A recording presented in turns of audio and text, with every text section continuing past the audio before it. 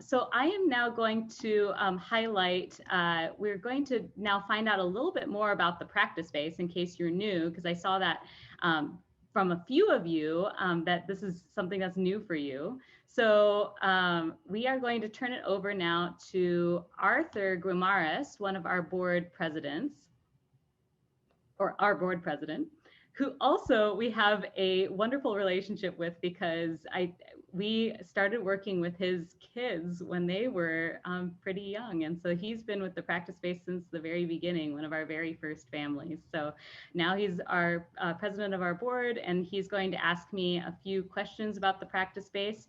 If you want to put in a question into the chat, if there's anything that you would like to learn about the practice space or one fact you want to learn, we're just going to hang on for probably 7 to 10 minutes to find out a little bit more. So thank you for hanging in there, and I hope you're enjoying the event so far. On to you, Arthur. All right. Well, before I ask you some hard questions, AnnMarie, I just wanted to say on behalf of some of our board members, I know others have donated, but thank you, Nathan. Thank you, Joel. Thank you, Todd. So we've gone from 3,000 to 4,000. And if we can raise another $500, I know we only have about 7 minutes, so this will be like speed dating, but we can do it. We'll match another 500, and then we got to 5,000. So how's that? Let's keep it going. But yeah, it's wonderful to be here. Thank you for everyone for attending. It's been so great. I have known you, AnnMarie, since this was an idea in your living room. And now it's, I think we're global, right? We're on Zoom, and for everyone to see, what does this mean to you? Because for those of you who don't know AnnMarie, AnnMarie's an accomplished speaker and an accomplished singer. And, she decided to basically, she still does some of that, but put it aside, really, including her original job to actually do the practice space. So I know this means a lot to you, but maybe you can tell us in your words what it means to you, AnnMarie. Yes, the very first time I did public speaking was, well, I guess I did it in church. I think that's where it started. But my very first class ever was a confident communication class at this program, College for Kids in Contra Costa College, because I'm from the Bay Area. And I was in 4th grade at the time, which is the same age as many of the young speakers you just saw. And I was very nervous for that first speech that I had to give in that class, and continued to be something that was a nice idea in my head, but was always really hard for me.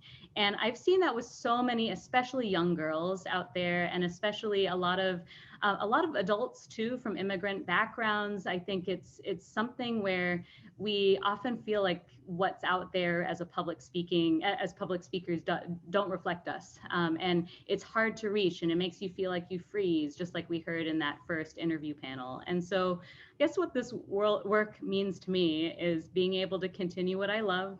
So this job is something that now is like my whole life in the pandemic, and I don't mind that, because without it, I think I would be much sadder.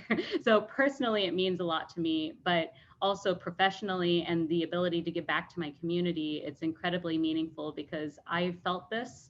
I felt the fear of public speaking, and I really want to help others. And we've seen that. It's just, this work means everything to me.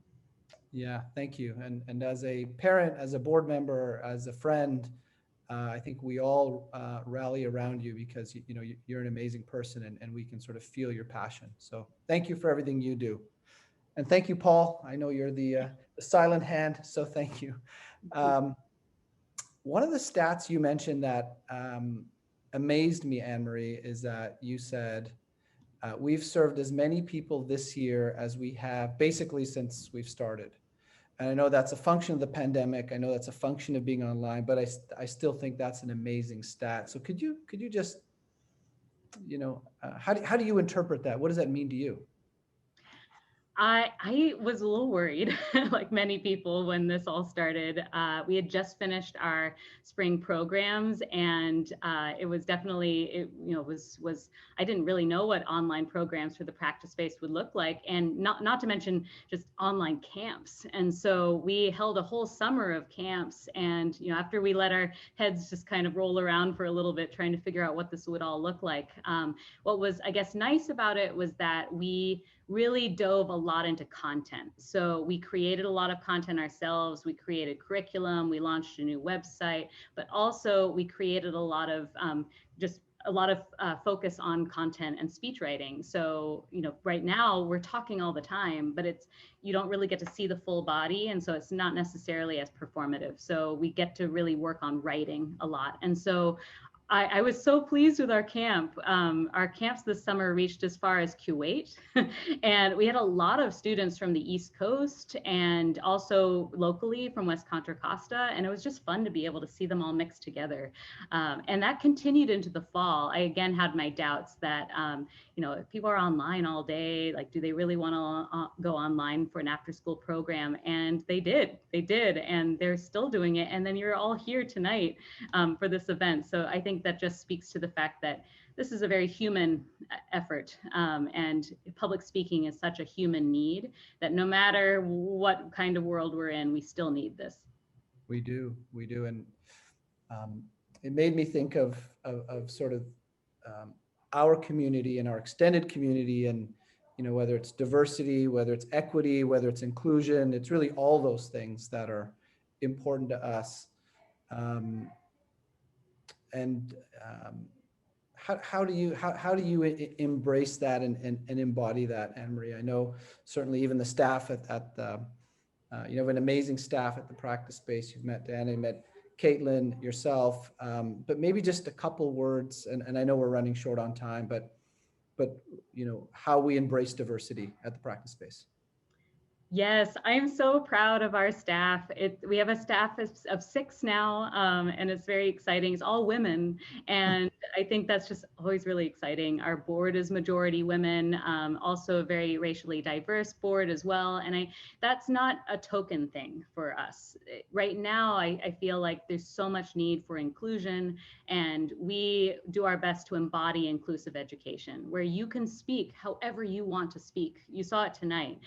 You can debate, you can perform, you can do poetry. That's all public speaking. And I think sometimes the reason that we're so afraid is because the world is not showcasing diverse models of public speaking. And so the way we embrace diversity is not just through our staff and our students and our families and making that accessible, but also broadening what we mean by public speaking and debunking those traditional views of what public speaking should look like. It doesn't have to be a person on a stage. It could be just in your family at the dinner table, but getting those voices out there, because the point of all of our work is to elevate underrepresented voices, and you all have done that here tonight. Wonderful. For those who are interested in learning more or getting involved, obviously we have a very cool website, but what would you suggest, AnnMarie?